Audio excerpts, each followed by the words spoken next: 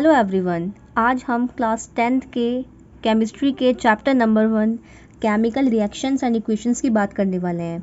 Chapter first है हमारा ये पूरा। ये हमें बता रहा है कि केमिस्ट्री में हम क्या पढ़ते हैं। इस पूरे चैप्टर में हम ये पढ़ेंगे। क्लास 10 से हमारी एक्चुअली में केमिस्ट्री की शुरुआत होती है। केमिकल मतलब केमिस्ट्री, रिएक्शंस क्या होते हैं यानी कि जब कोई चीज़ हम बनाते हैं और कुछ नया बन जाता है उसे रिएक्शन कहते हैं। एंड इक्वेशंस यानी कि इक्वेशन की फॉर्म्स में हम उसको कैसे दिखाते हैं। चैप्टर को पढ़ने से पहले हमें पता होना चाहिए हम चैप्टर क्यों पढ़ते हैं।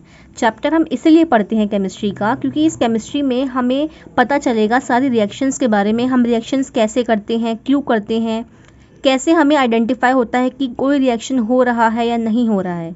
इस पूरी कहानी को हम इस चैप्टर में पढ़ते हैं। Now let's start. First is chemical reaction. Chemical reaction क्या होता है, यहाँ पर हमने इसकी डेफिनेशन लिखी है। Chemical reaction is a process in which new substances with new properties are form. यहाँ पर हमने हाईलाइट किया है न्यू सब्सटेंसेस को और न्यू प्रॉपर्टीज़ को।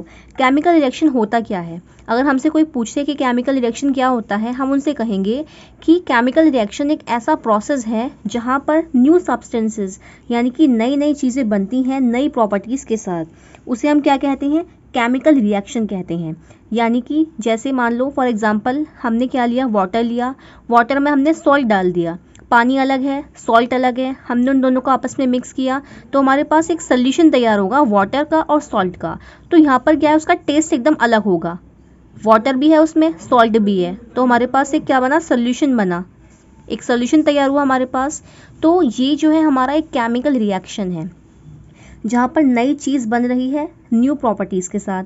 ये तो बहुत सिंपल सा है, हम बहुत सारे रिएक्शंस को चैप्टर में पढ़ेंगे। सेकंड क्या कहता है, atoms of one element don't change into another element. यानी कि अगर आप कोई भी केमिकल रिएक्शन करते हैं उसमें एटम्स जो होते हैं किसी भी एक एलिमेंट के, वो चेंज नहीं होंगे दूसरे एलिमेंट में।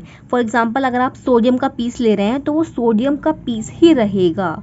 न्यू प्रोडक्ट्स तो बनेंगे लेकिन जो सोडियम का एलिमेंट है उसमें सोडियम के एटम्स ही रहेंगे। थर्ड हमारी क्या बात कहती है, ये only rearrangement of atoms takes place in a chemical reaction. Chemical reaction में कुछ भी नहीं होता, सिर्फ क्या होता है, एटम्स का रीअरेंजमेंट। फॉर एग्जाम्पल हमने यहाँ पर हाइड्रोजन ली, हाइड्रोजन गैस ली हमने यहाँ पर, प्लस ऑक्सीजन गैस ली, यहाँ पर हमारे पास वाटर बना। ये हमारी गैस है, ये भी गैस है, हमारे पास वाटर तैयार हुआ। इसकी प्रॉपर्टी अलग है, हाइड्रोजन गैस जो होती है आपकी, इसकी बिल्कुल अलग प्रॉपर्टी है। ये क्या करती है, ये सपोर्टर करती है, फायर में सपोर्ट करती है। ऑक्सीजन भी क्या करती है, कंबशन में हेल्प करती है। वाटर क्या है, वाटर एक फायर एक्सटिंग्विशर है, यानी पानी को हम यूज़ करते हैं आग बुझाने के लिए। ये जो है आग लगाने में दोनों हेल्प करती हैं, कंबशन में हेल्प करती है, ये सपोर्टर है। तो हमारे पास वाटर बना, यानी कि इन दोनों की जो प्रॉपर्टीज़ थी वो बिल्कुल अलग हैं इसकी प्रॉपर्टीज़ से। तो हमारे पास एक क्या बना, केमिकल रिएक्शन। इसमें सिर्फ क्या होगा, हाइड्रोजन है, ऑक्सीजन है, यहाँ भी हाइड्रोजन है, ऑक्सीजन है, सिर्फ क्या चेंज हुआ, अरेंजमेंट, रीअरेंज हो गए एक तरह से। यहाँ पर 2 हाइड्रोजन थे, 2 ऑक्सीजन थे, ये आपस में ऐसे रीअरेंज हुए कि हमारे पास एक वाटर का मॉलिक्यूल बन गया। तो रीअरेंजमेंट ही एटम्स का होता है किसी भी केमिकल रिएक्शन के अंदर। ओके, अब बात करते हैं रिएक्टेंट्स की। रिएक्टेंट्स क्या होते हैं, the substances which take part in a chemical reaction are called reactants. वो सब्सटेंसेस जो किसी भी केमिकल रिएक्शन में पार्टिसिपेट करते हैं, they are called reactants. Reactant means जो रिएक्ट कर रहा है, मीन्स मिल रहा है, कुछ बना रहा है, वो हमारा रिएक्टेंट कहलाता है। अगर हम इस एग्जाम्पल में देखें तो वाटर हमारा बना कहाँ से, हाइड्रोजन प्लस ऑक्सीजन से, यानी ये दोनों आपस में मिल रहे हैं। मिलना मीन्स रिएक्ट करना, दोनों आपस में रिएक्ट हुए और वाटर बन गया। तो जो रिएक्ट करता है वो क्या होता है, वो रिएक्टेंट होता है।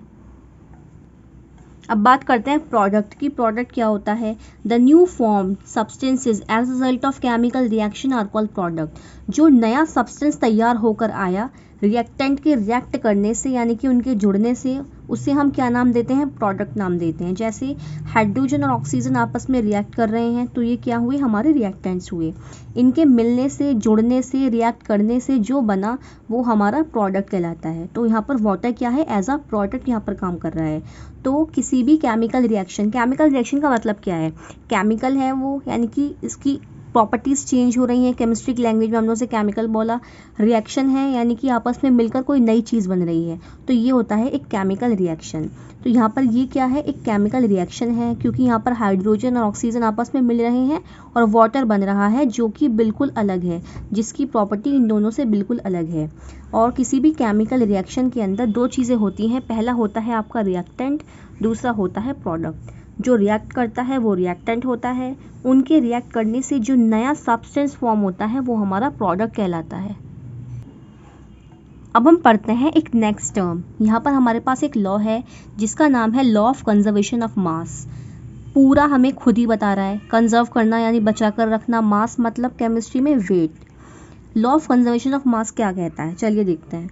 Matter can neither be created nor destroyed in a chemical reaction, यानी कि मैटर को ना तो हम क्रिएट यानी बना सकते हैं, ना ही उसको हम ख़त्म कर सकते हैं किसी भी केमिकल रिएक्शन के अंदर। This means total mass of all reactant must be equal to total mass of product, यानी कि किसी भी केमिकल रिएक्शन के अंदर ना तो हम मैटर को क्रिएट कर सकते हैं, ना ही दिखा सकते हैं, ना ही डिस्ट्रॉय कर सकते हैं। बस इससे हमें क्या पता चला, अगर हम ऐसा नहीं करेंगे, इसका मतलब ये है कि टोटल जो मास होगा रिएक्टेंट का और जो टोटल मास होगा प्रोडक्ट का ऑलवेज बी इक्वल। ये हमारा लॉ है कंजर्वेशन ऑफ मास का लॉ। मैटर क्या होता है, मैटर हमने पहले ही पढ़ा है। मैटर क्या होता है, anything present in the environment which have mass and volume is called matter. जिस किसी के पास मास यानी वज़न है, वेट है, वॉल्यूम है यानी कि वो कुछ जगह घेर लेता है, उसे हम मैटर कहते हैं। एग्जाम्पल ह्यूमन बीइंग, हम भी मैटर हैं, एयर है, टेबल है, चेयर है, वो दुनिया की सारी चीज़ें जिनके पास मास हो और जो वॉल्यूम ऑक्यूपाई करते हैं वो मैटर कहलाता है। तो किसी भी केमिकल रिएक्शन में मैटर को हम क्रिएट नहीं कर सकते हैं, ना ही उसको डिस्ट्रॉय कर सकते हैं। इसका मतलब मास रिएक्टेंट का बराबर होता है मास ऑफ प्रोडक्ट का। This is law of conservation of mass. ये पूरी स्टेटमेंट कौन कहता है, law of conservation of mass. इसको हम ऐसे भी डिफाइन कर सकते हैं, that is mass of reactant is equal to mass of product. Reactant का जो भी मास होगा वो प्रोडक्ट के मास के इक्वल होगा किसी भी केमिकल रिएक्शन में, एनी केमिकल रिएक्शन। ओके, अब हम बात करते हैं नेक्स्ट टर्म की, यानी characteristics of chemical reaction. Characteristics का मतलब है केमिकल रिएक्शन को हम कैसे आइडेंटिफाई करते हैं, उसकी क्या क्या कैरेक्टरिस्टिक्स हैं, कैसे हमें पता चलेगा कि केमिकल रिएक्शन एक्चुअली में हो रहा है या नहीं हो रहा है। जनरली हमने कोई दो चीज़ आपस में मिला दी और कुछ तीसरा बन गया, तो हम लोग ये बोल देंगे कि ये केमिकल रिएक्शन है। That is not correct. कुछ बेस पर हमें कहना पड़ेगा कि ये केमिकल रिएक्शन हुआ है, दैट इज़ नया जो न्यू सब्सटेंसेस है, न्यू सब्सटेंस है वो हमारा बना है, यानी कुछ चीज़ें आपस में मिली हैं, उनके मिलने से कुछ प्रॉपर्टीज़ चेंज हुई हैं, रीअरेंजमेंट हुआ है एटम्स का, तब जाके हमारे पास कोई ऐसी स्पीसी आई है, तो हम तभी कहेंगे केमिकल रिएक्शन हुआ है। तो वो क्या क्या कैटेगरीज हैं, important characteristics of chemical reaction. Chemical reaction के लिए क्या क्या बात हम कह सकते हैं, तब हमें पता चलेगा एक्चुअली में अ केमिकल रिएक्शन अकर और not. First is change in colour. अगर हम कोई भी रिएक्शन कर रहे हैं, कुछ भी कर रहे हैं, कलर में चेंज आ जाता है, तो हम कहेंगे कि केमिकल रिएक्शन एक्चुअली में अकर हुआ है। Second one is change in state. State से मतलब क्या है, स्टेट आपकी 3 होती हैं, सॉलिड, लिक्विड, गैस। अगर आपकी कोई भी स्टेट में चेंज आ जाता है, सॉलिड से आपका लिक्विड बन गया, लिक्विड से सॉलिड बन जाता है, अगर ऐसा होता है देन हम तब भी कहेंगे that chemical reaction is occurred, कि केमिकल रिएक्शन आपका हुआ है। Change in temperature. अगर टेम्परेचर में, तापमान में चेंज आता है, यानी कि जैसे मान लो आपने टेस्ट ट्यूब में कुछ डाला, आपको एकदम से हीटअप लगी टेस्ट ट्यूब या ठंडी लगी, तो यानी कि टेम्परेचर में आपकी चेंज आपको लग रहा है, देन तब भी आप कह सकते हैं कि केमिकल रिएक्शन हुआ है या नहीं हुआ। Evolution of gas. Evolution means gas का बाहर आना। जब गैस बाहर आती है, अगर आप कोई रिएक्शन कर रहे हैं, आपको दिख रहा है कि कोई गैस बाहर आ रही है, तब भी आप कह सकते हैं कि केमिकल रिएक्शन हुआ है या नहीं हुआ है। अगर केमिकल रिएक्शन हुआ है तो गैस इवॉल्व ज़रूर होगी। Another is formation of precipitate. अब प्रेसिपिटेट क्या होता है, प्रेसिपिटेट का मतलब होता है इनसॉल्यूबल। कोई भी चीज़ अगर आपकी इनसॉल्यूबल है और वो नीचे बैठ जाती है, उसे हम प्रेसिपिटेट कहते हैं। Insoluble solution is called precipitate. अगर आप कोई केमिकल रिएक्शन कर रहे हैं, फॉर एग्जांपल आप कुछ भी कर रहे हैं, हमें नहीं पता केमिकल रिएक्शन है या नहीं, हमने कोई चीज़ आपस में मिला दी और हमने देखा टेस्ट ट्यूब के अंदर कि नीचे कोई ऐसा सॉलिड पार्ट है जो नीचे बैठ गया है, अगर ऐसा हो रहा है तो उसको हम नाम देंगे प्रेसिपिटेट। यानी हमारा फॉर्मेशन ऑफ प्रेसिपिटेट हो गया है। अगर ऐसा हो रहा है तो हम तब भी कहेंगे कि केमिकल रिएक्शन एक्चुअली में हुआ है।